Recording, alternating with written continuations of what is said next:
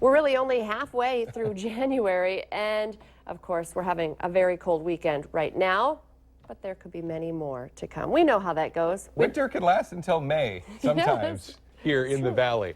The Valley Today's Christy Larson is joining us live in West Fargo this morning. She's been talking with a heating expert about some of the things you really need to keep an eye on during the cold weather so you don't end up cold inside your house. Hi, Christy.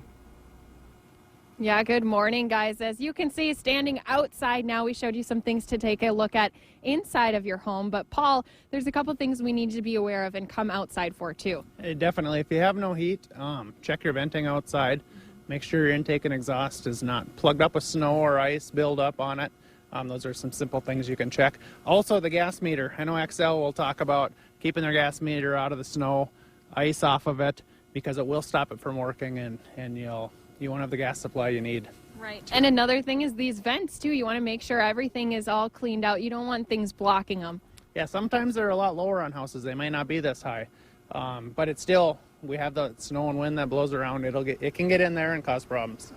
And as we talked about before, too, have someone come and service your furnace once a year so that you're making sure it's running efficiently. And also, guys, I know a lot of pipes might be getting that frozen temperature also this weekend, or maybe it happened a different weekend. So you can also call Laney's for help on that. A lot of things to keep your eyes out on as you want to make sure you don't lose out on that heat or hot water throughout these cold winter days. No kidding, because you're going to experience that firsthand. After standing outside for a few minutes, you definitely enjoy the heat when you walk inside. Christy Larson reporting live for us. Thank you, Christy.